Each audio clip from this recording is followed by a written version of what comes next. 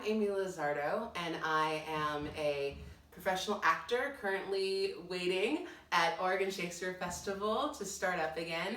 I'm a former resident artist with San Francisco Shakespeare Festival, only not a resident artist anymore because now I live in Oregon.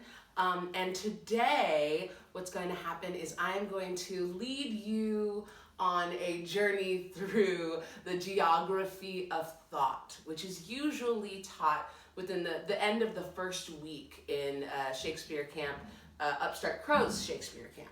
So today, let's dive in. We're going to be working with a lot of text, movement, and hopefully we have a really fun time hanging out with each other virtually. So let's do it. So to begin, for geography of thought, what we need is a monologue. So any Shakespeare monologue. If you are a former SF Shakes camper in the teen camp, you usually have a booklet. Right at the end of that booklet, there's usually a page, well, actually 3 pages of monologues that are already set for you. What we're going to do is we're going to break down that monologue in 3 different rounds. The first round, we're going to be looking at nouns, peoples, places, things. The second round, we're going to be looking at verbs, action words that get us moving usually. And the third round, we're going to look at what's called big little words to get us not just moving, but actually maybe even going in circles. So take your monologue out and also grab crayons, highlighters, markers, anything, different colors specifically, so that we can start marking up those monologues that you choose. My monologue is going to be just the first 4 lines of Juliet's speech from Romeo and Juliet. Her speech of, "Oh, Romeo, Romeo, wherefore art thou, Romeo? Deny thy father, and refuse thy name. Or if thou wilt not be but sworn my love, and I'll no longer be a Capulet." So that's the one I'm going to work with. Now choose yours. In a moment, I'm going to have just some poster board here where I'm going to teach you how to mark up all of the nouns that are in your text. So grab your script, grab some crayons, and let's go. Okay, so the first thing we are going to look at are nouns. And so as some of you know, or maybe you need a reminder, a noun is a person, place, or thing. Now what I want you to do is I want you to grab a colored pencil, marker, crayon, regular pencil, and I want you to take your speech, which I have written out here, take your personal speech, and I want you to underline every single noun that appears in your speech. So this may take a while, but for me, for example, Romeo, it's a proper noun, right? So I'm gonna underline Romeo, I'm gonna underline Romeo again, thou Romeo, again, deny thy father, that's also a noun, and refuse, you can call thy name, it's a thing, right? Thy name, totally. Or if thou, referring not to Shakespeare, referring to Romeo, if thou wilt not be but sworn my love, a thing, right? And I'll no longer be a Capulet, proper noun. So go ahead, take however long you need, pause the video, grab your script or your text or your monologue, and underline every noun you can find, and then we'll come back and we'll do the next step.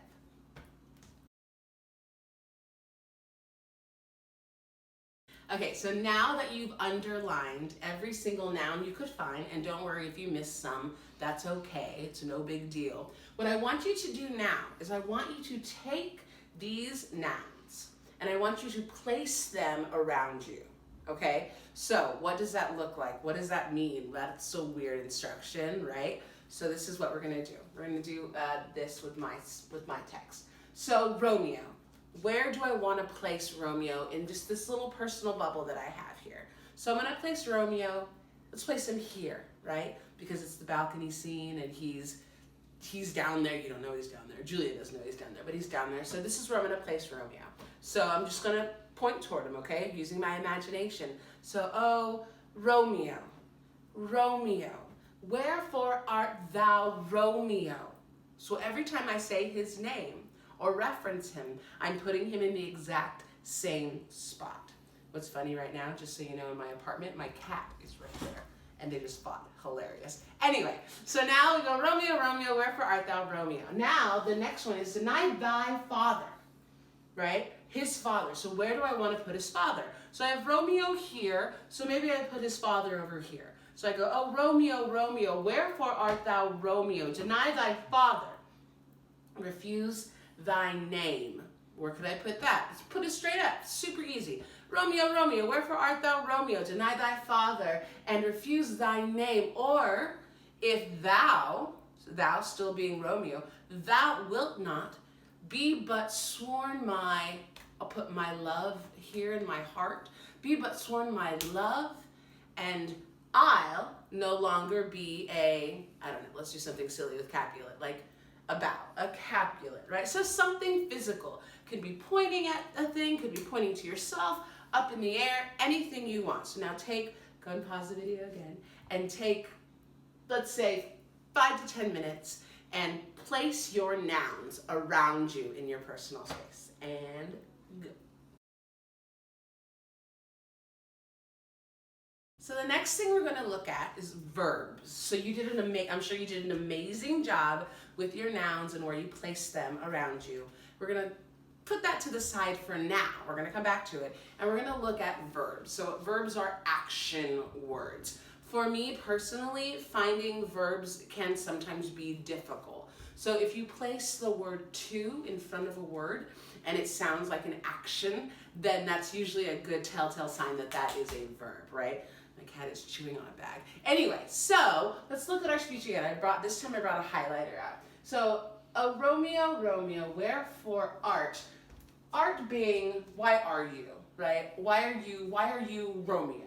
So I'm going to consider that an action word. So I'm going to highlight this like this because, you know, these are big words and a little highlighter. Deny, to deny, that's doing a thing, right? So I'm going to deny thy father, and refuse, definitely a verb, to refuse thy name. Or if thou wilt, to have will, wilt not, be but sworn, to swear, right? Sworn my love, and I'll no longer be, to be, action word, be a Capulet. So this, like I said, is really often the hardest part for me, is finding the verbs, because, you know, they can be a little tricky. So take your time and go through and find all the verbs that you can. You might miss some, and you might also pick something that's not a verb. It's okay, totally okay. So take 5-10 minutes-ish and find all the verbs you can in your speech, and then come back to me and I'll tell you what to do next.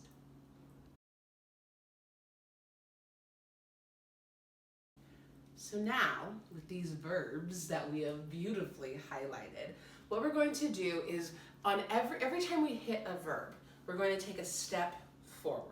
So I'm actually going to move this way so that you can actually see me going, because this way I'm just getting closer to the camera, but this way you can actually see me moving. And as I go through the speech, some of the words might actually make me move with a huge step. Some of the words I might just barely move.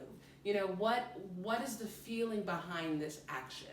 So let's go through the speech just like we did before. We go, oh, Romeo, Romeo, wherefore art thou, Romeo?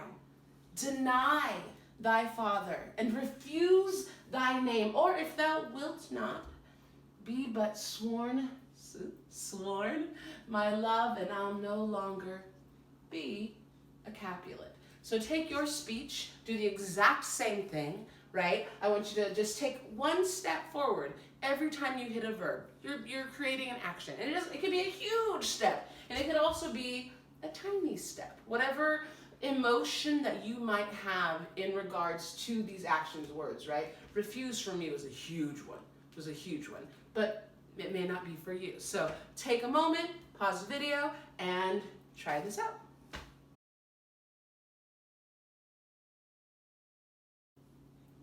All right, now what I want you to do is I want you to just get those verbs out of your brain for a minute. That's honestly the biggest hurdle, I think, personally. And now we're gonna move on to our last round, second to last round, but our last instruction, I suppose, in regards to marking up our script. And these are called big little words. What does that even mean, big little words? So big little words are things like but, if, or, nor. There are some big little words that are just big words like however, nonetheless, right? So words that really shift the way in which that our speech is going along. If you are using, I believe it's Phoebe's text from As You Like It, she talks about Ganymede, who is, as we may know, is Rosalind, and she is going back and forth about he is this, but he is this. I know him, I don't know the lines, but she talks about he's not that tall, but he's tall for his age, right? She goes back and forth and back and forth and back and forth. So, using big little words. So I'm gonna look at my text again, and every big little word that you can find, you're going to circle, except for the word and. The word and is a little different. We're actually gonna put a square around it. So the first one I find is and, right? And I'm putting a nice square. Now I have a blue crayon, by the way. I put a square. Or, and right next to it is another big little word. If thou wilt not be but, we could use but if we wanted to, but sworn my love, and I'll no longer be a Capulet. I think I may be missing one, but I'll take this moment to see if I can find another big little word, and circle everything except for and you'll find out in 1 second why. And go.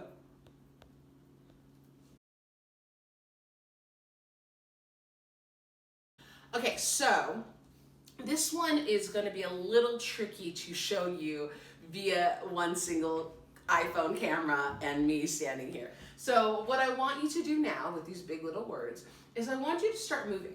So moving about the space, you've probably been introduced to milling and seething, which is walking about the space, taking in instructions from your instructor. And this is going to be a similar thing. So now what I want you to do is, when I go through your text again, and this time, while moving about the space, like I said, I don't have a lot of room here, but every time you get to these circled words, right, or if, but, I want you to turn, fully 90-degree turn, okay? So if I'm gonna walk out of the frame for a second, and I'm going, I'm just walking, oh Romeo, Romeo, wherefore art thou Romeo? Deny thy father, the first thing I have is an and. I didn't give you instructions for and yet.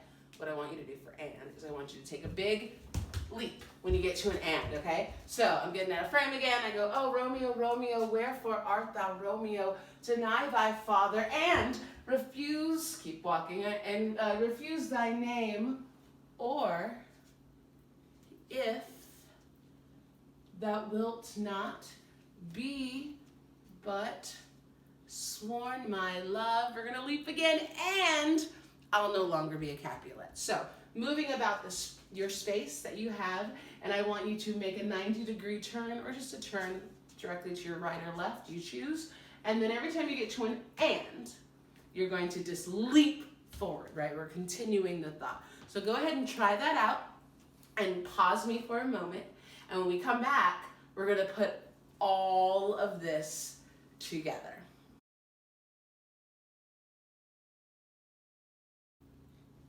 Okay, so now, final round, ding, ding, ding, ding, ding, ding, ding. We're gonna put everything together, okay? So like I said earlier, I said put the nouns to the side, the verbs to the side, etc. Now we're just gonna marry them all, right? So we have all of our underlined nouns, we have our highlighted, at least I highlighted, our verbs, and then a circle and square of our big little words.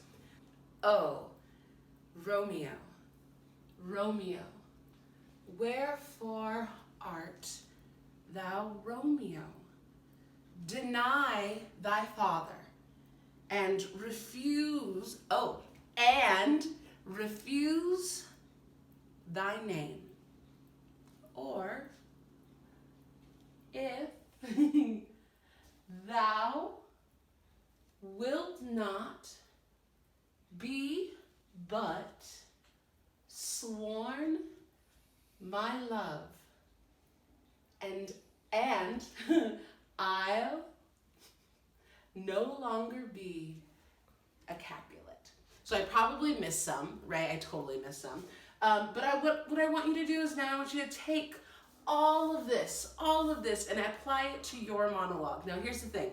You will probably never, ever read your text in that way. Possibly, I don't know, could be an interesting choice, but you probably won't. So what I want you to take from this is, what are the important words? What are the words that really hit you? For me, it was refuse. I really found refuse to be really powerful in all of this. And also being able to see where Romeo is in my world was very important. So go ahead, do that with your monologue, enjoy it, memorize another one. Shoot, memorize 4 or 5. We have the time right now, don't we? So thank you so much. I'm so glad I was able to do this with you.